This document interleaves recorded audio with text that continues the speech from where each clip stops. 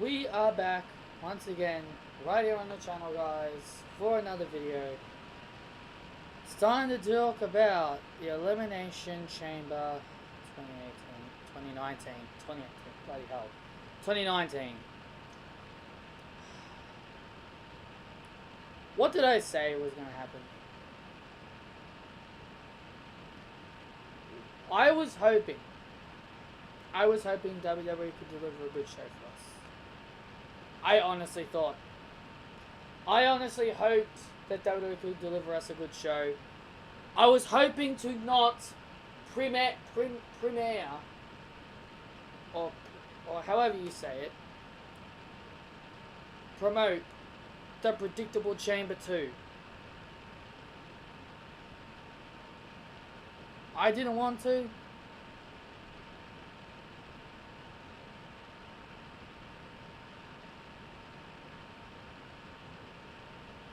But it seems like WWE have made it so clear that I'm going to.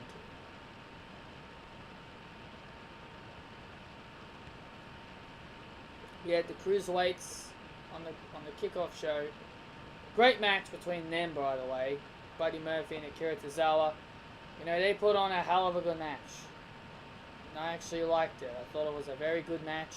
Very well done to Buddy Murphy for retaining his championship.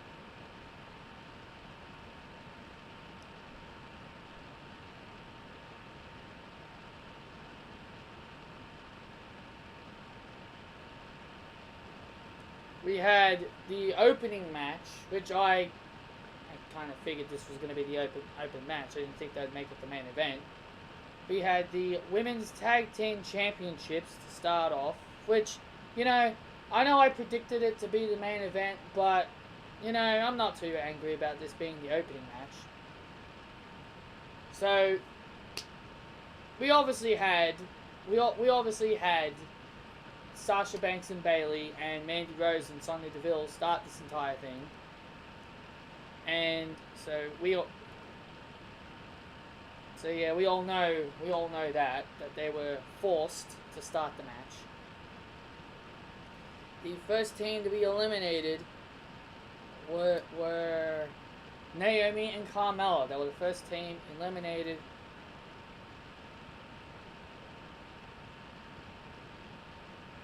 You know, the Wikipedia version is very confusing, but yeah, entrant to number 1, 2, 3, 4, 5, 6, 8. Yeah, okay, I think I get it now. But yeah, it just looked confusing at first. But yeah, Naomi and Carmella were first eliminated by the Iconics. Billie Kay and Peyton Royce both rolled up. Carmella and Naomi. I guess that's a good way to eliminate your opponent. And then the Iconics were the next team eliminated. Well, at least they weren't first eliminated. You know, I laugh at how many times I've said, oh, the Iconics are going to get the first elimination. First I said they were going to be first eliminated in the Rumble. They didn't get that up. They didn't get that. And they said they were going to get it again. And I said they were going to get it again inside the chamber. And even I was wrong about that. So you know what? I'm glad that I'm saying this, that it's not happening. Ever since I have not said the Iconics are going to be first out, they haven't been first out. Ever since the Evolution pay-per-view when I didn't even say anything. But the Iconics were the next team eliminated. Nia Jax squashed both of them with Samoa drops. Liv Morgan and Sarah Logan were the next team eliminated by Nia Jax and Tamina. Go figure. Samoa drop. Nia Jax pinned Morgan. Again, you know, it said here, Jax pinned Morgan. So, again, how is that fair in any way? Like, Tamina what's her name? Sarah Logan should have still been able to compete. I said, what is the perfect way to do this match? Now, I'm okay with the Iconics, the way they eliminated Naomi and Carmella, and I'm happy with the way Nia Jax and Tamina eliminated Billie Kay and Peyton Royce, because they pinned both of them. They were both pinned. Now, that is perfectly fine. I'm okay with both members being pinned, but I don't know if Sarah Logan was pinned with Liv Morgan, but it just says here on the method of eliminations here on Wikipedia. It just says Nia Jax pinned Morgan. So if that's true, then that means Sarah Logan should have still been able to compete for them. I said that is the method they need to do. They need to do it one by one. They can't have one person lose and the entire team loses. But it seems like that was the direction they headed. Because that was the way they were handling it. Nia Jax and Tamina were the next ones eliminated. They were eliminated by everybody in the match. And oh, how ironic. How ironic is that number 1 and number 2, the two people that were forced to start the match, who lost their matches and were forced to start this entire thing, they end up being the last team in the ring. How ironic. How ironic is that? I also found that funny too. They were forced to start this entire match, and they were the last two teams into the 8. And WWE go with the predictable winners, Sasha Banks and Bayley. Sure, I understand the match was 33 minutes long. It was a good match. But I mean, come on. Did you really need to make it predictable? I understand that Sasha Banks and Bayley are a legit team, and they can make those tag team titles worth it. But honestly, I mean, giving it to someone who no one thought would win, that's a much better scenario instead of just giving it to the team that everybody knew was going to win. That's the thing here. Why go with the team that everybody knows is going to win? If you know they're going to win, why should you be jumping out of your seat so excited, jumping up and down? Yeah, maybe you'd be a fan of them, and maybe that would be the reason why. But if you knew from the beginning they were going to win from the very beginning, why are you even celebrating? You should be sitting there going, oh, you know, I love Sasha Banks, I love Bayley, but Jesus Christ, even we all predicted this was going to happen. We all predicted that they were going to win. That's just my complaints about that, man. That's just my complaints about it. I'm sorry for the nitpicking, but it's just the way it is for me. It's just the way it is. Sasha Banks and Bayley are the first ever women's tag team champions. Congratulations to them. We had the Usos versus Team Miz and Shane McMahon, the so-called best tag team in the world. The Miz came out, and and his wife Maurice made a appearance, and Corey Graves giving me a headache, as he always does with his freaking commentary, with his constant perving. Oh yeah, how's Carmella doing? How's Carmella doing there, Corey Graves? How's Carmella? Having fun with her? Having fun cheating on your wife with Carmella? Great husbandship there, Mr. Graves. And the Miz is supposed to be a babyface, and here he is having another aneurysm over Maurice making an appearance. Maurice announced they're having kid number 2. Congratulations. Congratulations, Maurice, you're having your second kid. Congratulations. And it pisses me off that I'm listening to Corey Graves having a bloody erection, having an erection over Maurice just uttering the words, I'm having my second kid, and then here he is like, yes! Seriously, seriously. Like, the Miz is a babyface, for Christ's sake, and this guy's supposed to be a heel commentator. I hate bringing up Corey Graves. I'm starting to make this a trend, bringing up freaking Corey Graves on my freaking videos, but Jesus freaking Christ, I don't understand how any person, I don't understand why people enjoy this guy's commentary. He comes off so gosh damn annoying. He's a heel commentator. Miz is a face. And I guess you could say Maurice is too, because they're married. But, Jesus Christ, they're freaking faces, and here he is, bloody celebrating like they're heels. It's a joke. If you're a heel commentator, you're supposed to be supporting the heels. Jesus, man, it's not so hard to do your job. Even I could do a better job at commentary than you. Jesus Christ, man. I'm sorry I get frustrated at Corey Graves, but God, he's just so goddamn annoying. Good thing I didn't have to put... Good... Yeah, God's sakes, man. And yes, he was annoying for Mandy Rose too. It's not like that surprises me. I wish WWE would tell this guy to tone it down after what he pulled. The Usos win. The Usos win the tag team titles. Great. Great. I'm happy. I'm happy the titles are off the not so best tag team in the world, the worst tag team in the world. And I find it funny. I find it really, really funny that it was Shane McMahon that won them the titles. And who was the one that got pinned and lost the titles? The Miz. Yeah, so much dedicating your performance to your wife and your 2 kids. Well done, Miz. Well done. I hope Maurice is proud of you now. And I hope your dad's still proud of you. Idiot. Then next we have is the handicap match. Finn Balor defeating Bobby Lashley and Lio Rush. Yes, I said defeating because I don't really care. Finn Balor won, which I'm very happy about. Finally, WWE give this guy a championship. It's about damn time. And Bobby Lashley turns on Lio Rush. Lio. I guess that's what happens to those who mess with the almighty Bobby Lashley. I guess that's what happens to those who are not ready for Finn Balor. Payback is a bitch. Lio Rush. So Bobby Lashley turns on Rush after the match because Lio Rush was the one that got pinned. Like I knew that would be the case if Finn Balor was going to win.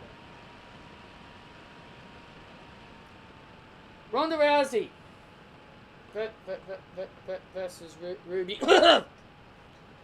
Sorry. I didn't mean to cough there. Ronda Rousey versus Ruby Riott.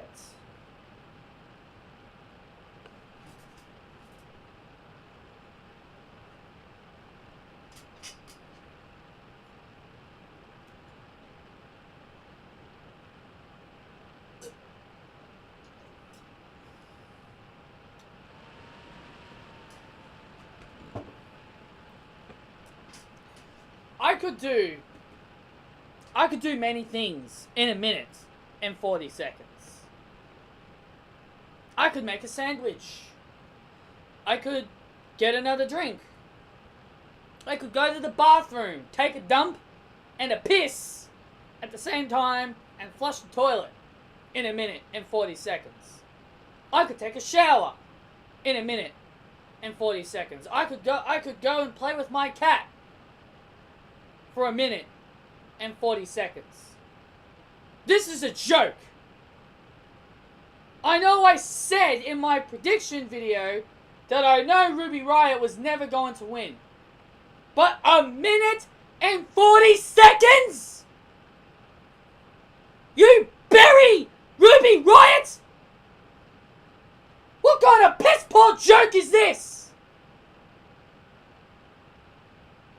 I understand Ronda Rousey's got a big match with Charlotte Flair at WrestleMania. But is this some kind of joke?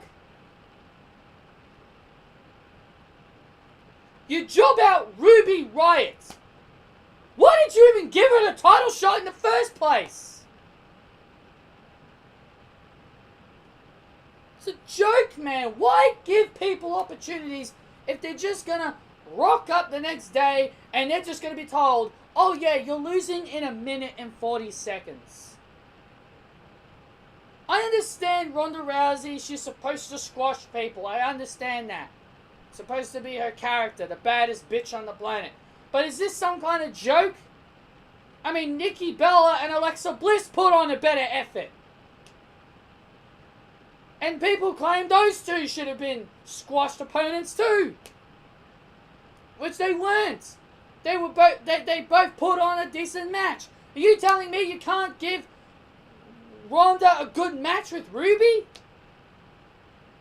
You telling me you couldn't have Ruby and Ronda put on a good match?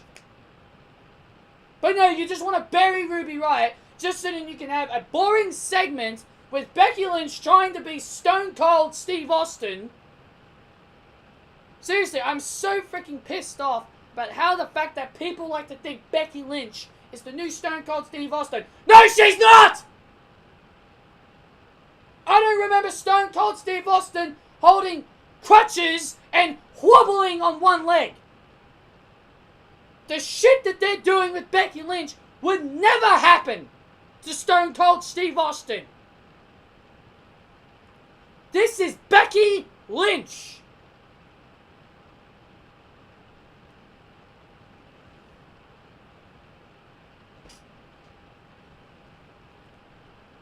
I'm tired of this bullcrap. Sure, it was good to see Becky. But honestly, does it really matter? You stripped her of her title shot. You gave it to Charlotte. So why is she even still involved? Yeah, I know, they're probably going to make it a triple threat. But seriously, nobody cares about this anymore. You've ruined Becky Lynch to the point where I don't care. Look at all the shit you've done with Becky. You expect me to care? I'm sorry, but I don't care. Becky Lynch is ruined. They've ruined her. Giving her this stupid sympathy angle that makes no sense at all.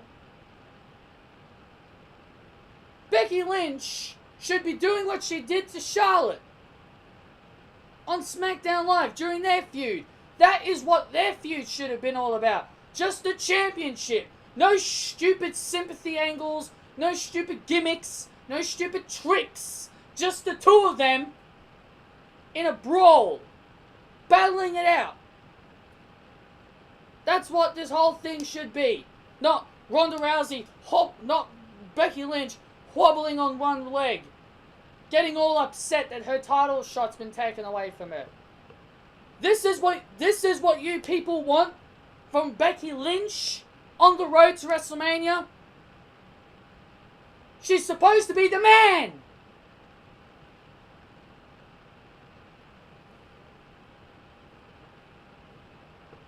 So is this the reason why they just squashed out Ruby Riott? Just so they can get this stupid thing on? I don't care about this. Oh yeah, let's go and make things worse with Baron Snorbin. Yes, I said Baron Snorbin. Because that's going to be the name I'm going to be giving Baron Corbin from this point on. This guy puts me to sleep every time I watch his matches. Baron Snorbin versus Braun Strowman. In a no disqualification match. Oh, what did I say in my predictions video? I believe I said they made this a no disqualification match just so then Drew McIntyre can get involved and actually help out Baron Corbin. What a coincidence! I hear Drew McIntyre's music. He comes walking down with a steel chair. Yes, I didn't predict Bobby Lashley to come out, but I was still correct. They made this a no DQ match just so then Baron Corbin, or Baron Snorbin I should say, could have some lackeys to help him. God, I hate being right. I do. I hate being right. Seriously. It's a joke. It's a joke. Baron Snorbin actually beats Braun Strowman. They actually have Baron Snorbin defeat Braun Strowman in a no disqualification match.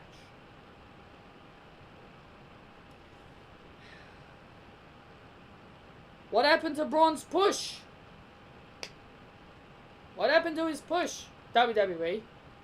Thought you were pushing this guy to be a future Universal Champion. Doesn't seem like it anymore.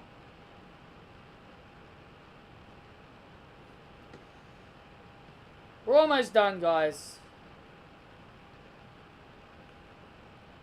Elimination Chamber, WWE Championship. We have Daniel Bryan, AJ Styles, Jeff Hardy, Kofi Kingston, Randy Orton, and Samoa Joe. So, we had Daniel Bryan and Samoa Joe start. They started. Okay, at least that's a bit of a change. We had Kofi Kingston at number 3. We had AJ Styles at number 4. Jeff Hardy at number 5. And Randy Orton last. Because he won that gauntlet. So he got last. So the first person eliminated overall was Samoa Joe.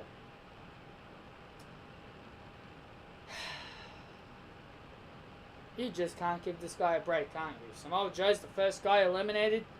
You're telling me you couldn't have Jeff Hardy be first eliminated? Oh well. Samoa Joe was the first guy eliminated. Phenomenal forearm by AJ Styles. Jeff Hardy was the second man eliminated. Eliminated by a running knee by Daniel Bryan. AJ Styles was the third man eliminated, being eliminated by Randy Orton with an RKO. And by the way, that RKO that Randy Orton did was absolutely beautiful. And then we had Randy Orton get eliminated by Kofi Kingston. Now I appreciate WWE giving Kofi Kingston an absolute brilliant run. And honestly, after the performance that Kofi Kingston put on, this guy deserves a WWE title run. This guy deserves it. Kofi Kingston, you know, he's just a future WWE champion. You cannot have Kofi Kingston be in the rest of his career as forever a mid-carder / tag team champion. You can't have this guy go through his whole career as a mid-carder tag team champion. You can't. You have to give Kofi Kingston at least one WWE championship reign. The guy deserves it. He's a great wrestler. Kofi Kingston has all the potential in the world to be a great WWE champion. Why doesn't WWE give Kofi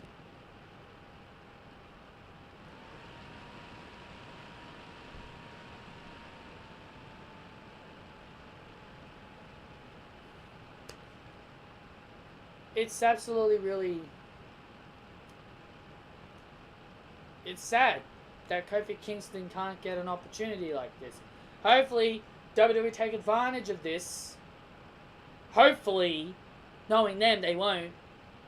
Hopefully they can take advantage of this and actually get Kofi Kingston, you know, maybe give him a US title run. Now, I know I said he shouldn't be stuck in the mid-card forever, but what else do you do with him? Give him another tag team title run? Yeah, sure, that would be a decent idea. But we've seen enough of the New Day. I've heard many people say the New Day should break up. And honestly, I agree. I agree the New Day should break up. But the way WWE's handled the New Day, it just seems like they're never going to break up. And it's a darn shame too.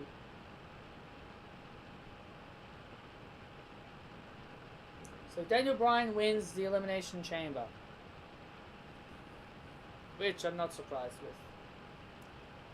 So anyway, guys, that is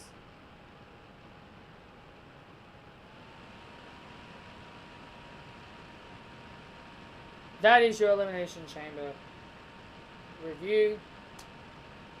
I do apologize for my ranting WWE is just not doing a good job for me. They're just not doing a good job for me. This is all my opinion after all. So, hope you guys enjoyed. Hit that thumbs up. Comment your opinions down below. I am planning another video, but it's gonna be non-WWE. It's gonna be a non-WWE video. I am planning really soon. I just need time to think over it and talk about it, because I feel like I need to get my mind off of WWE and talk about other things. So this week is going to be a week where I'm going to stop talking about wrestling. Maybe I'll skip Raw and SmackDown reviews this week, because like I said, this other video I got planned. It's going to be a big one. I'm definitely going to need time to think it over. So, thank you all so much for watching. Hit that thumbs up. Comment your opinions down below. Subscribe as well. And I'll see you all in my next video.